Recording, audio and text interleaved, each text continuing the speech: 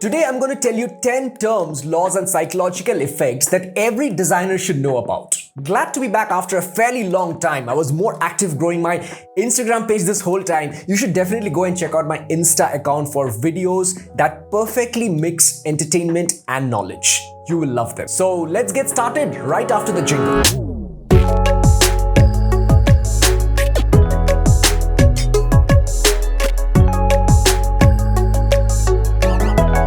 Hey you awesome people, welcome to my channel. This is Sapta, and if you're here for the first time, this is the place where I help designers build and scale their career with tips, suggestions and tutorials. So if you're into it, please hit the subscribe button. Here's a warning before we begin. You're going to learn 10 high-sounding terms today, and you may get tempted to use them very often while you are talking or explaining at your workspace. But remember that you are a designer and your work is to simplify things and not complicate them. So avoid jargons as much as possible. Once in a while is fine though. You don't have to try and remember the names. Just try and feel each of the 10 things that I'm going to explain. Because only when you feel and understand the core of these, you can truly apply them in your work. Let's begin.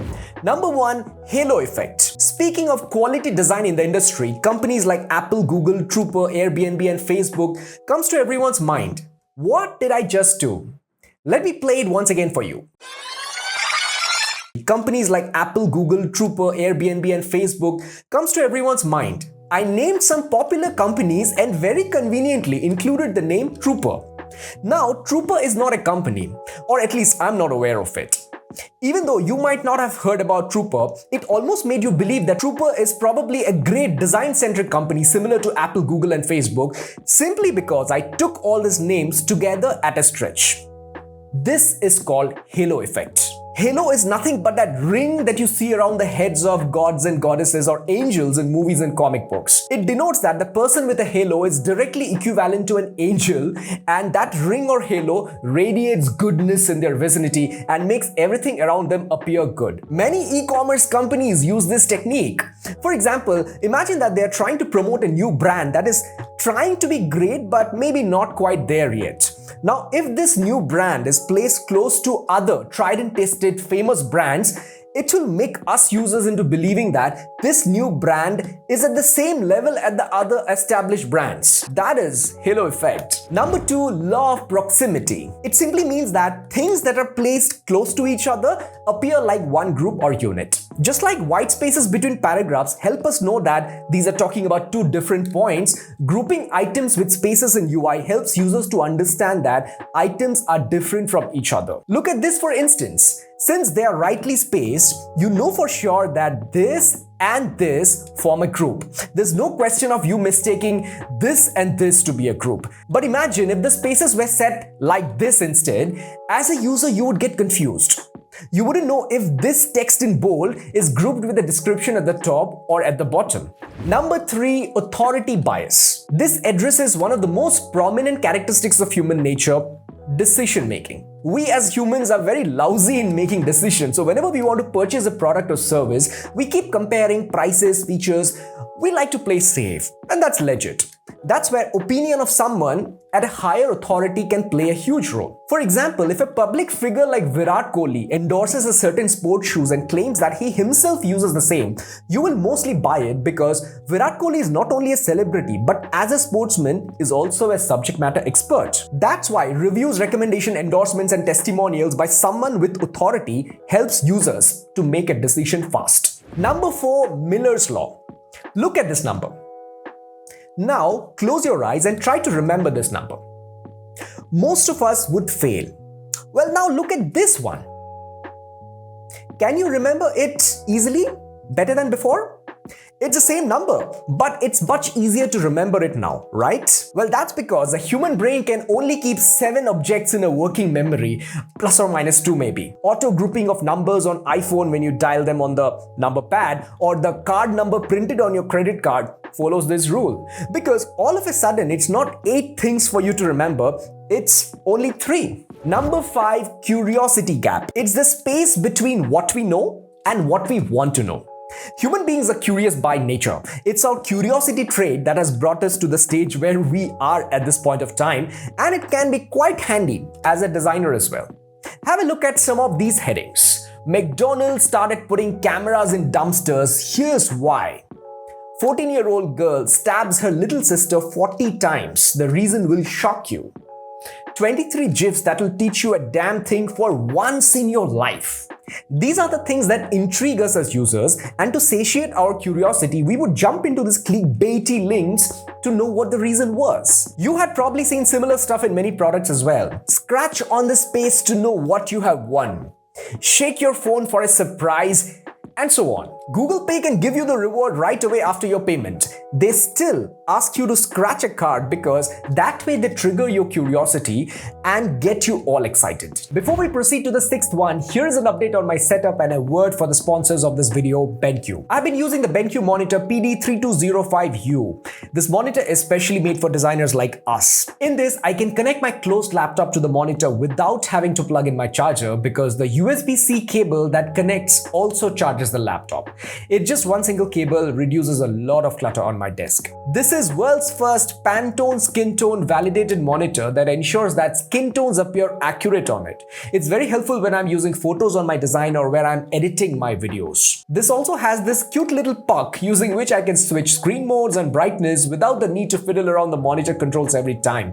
I actually use this a lot more than I thought. Last week, BenQ sent me another upgrade to this monitor, the PD3220U. It looks almost identical except the bottom frame is now gone for good.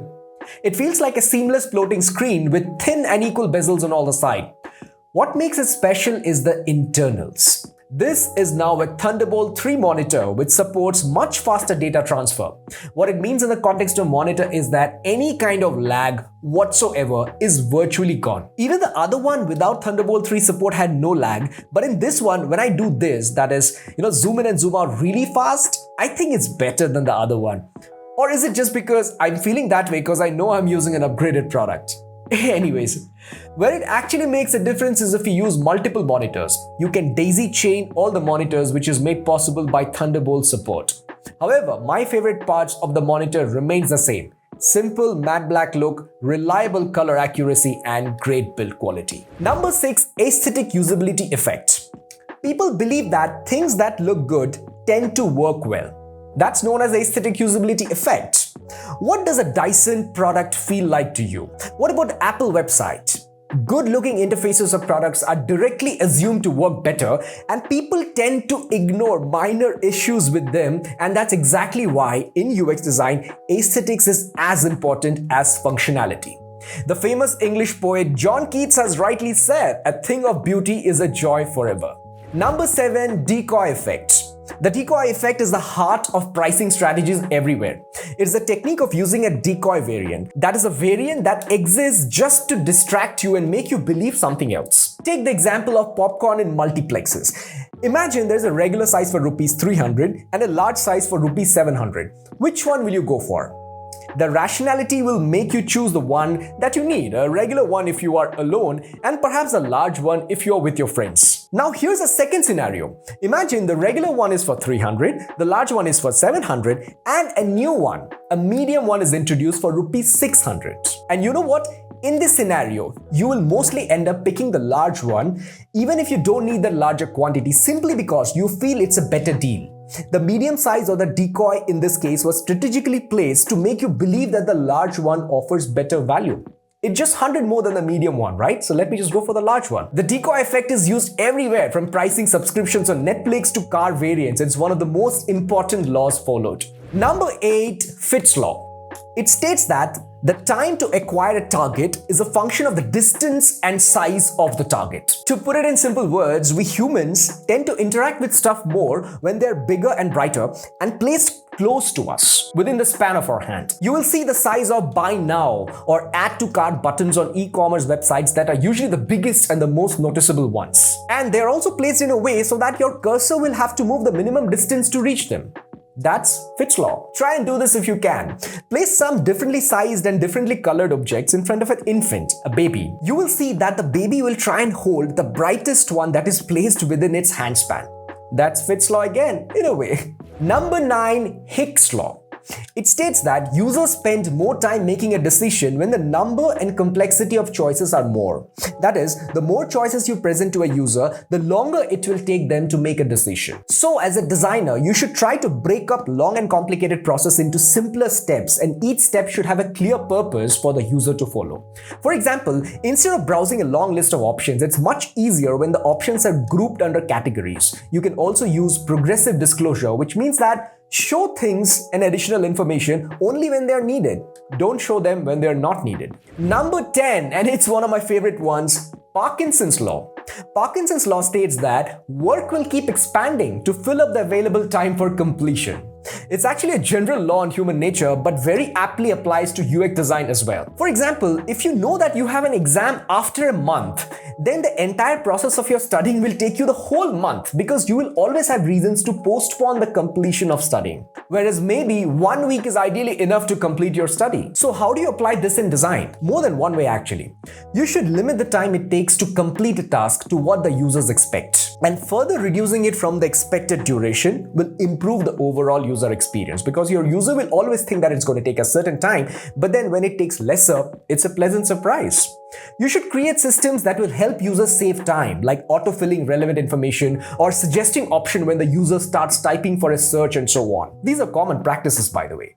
You can also create a sense of urgency that will prompt the user to take an action. For example, the illusion of clock running out has actually proven to improve the odds of conversion and speed up the sales in general. That's why flash sales work really well. Buy it in the next 30 seconds, after that it's gone. But be careful when you're creating this sense of urgency. Many users may drop off if they feel it's too much for them to be a part of this urgency rat race. So these were the first 10 rules that every designer should know. Let me know in the comments if you would like me to create a second part of this video.